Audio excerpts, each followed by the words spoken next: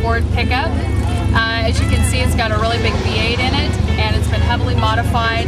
As you can also see, it's been finished rough, has a very rough, almost looks like it's an original finish, and looks like with all the rivet work, could be inspired by what's known as the steampunk craze that's going on right now, which is very heavily mechanical rivet work and mechanical work.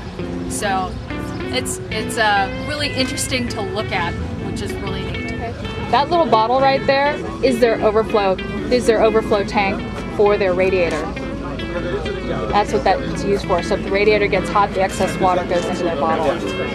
Why not just let it spill off? Because you might need it later. If the radiator gets too hot, you can take that bottle off and pour it back in. What was your inspiration for restoring this wonderful vehicle? Well, I'm an artist. I have a chopper that looks like this. It's a vintage patina chopper, so I wanted to build a 34 Ford. What size engine does it have in it? It's a stock 302. Okay. And does it have the original transmission and rear end in it as well?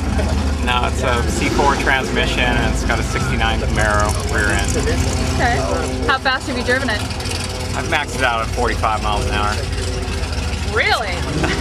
I've got about 90 in it. Yeah. It gets a little sketchy about 90. I'll bet. How often do you drive it, take it out? Right now, just on the weekends. Busy working during the week.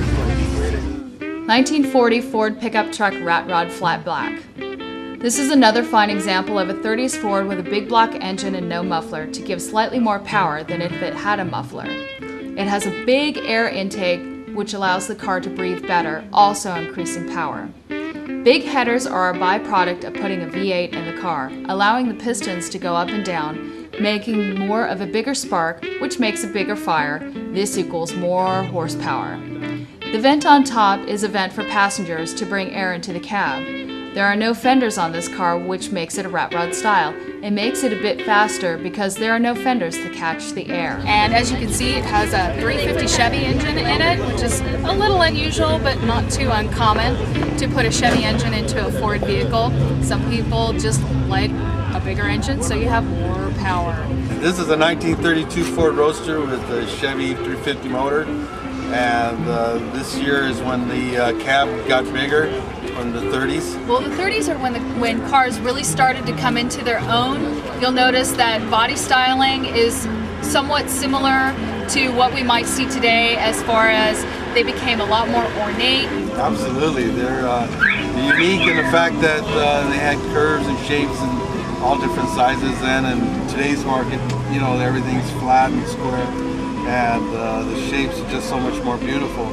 Just like you. Thank you. This is a beautifully restored small block V8, immaculate paint job, and an amazing restoration. And actually in the 30s is when they started using, the tires got a little smaller and a little wider, so the cars actually became safer. Absolutely. I wish they'd come back to this style because they're so much more unique. And definitely a lot more interesting to look at. Absolutely. Well, thank you so much for your time. I really appreciate it. That's all from this episode of the Kitty Cat Car Lounge. Until next time, keep your engines purring.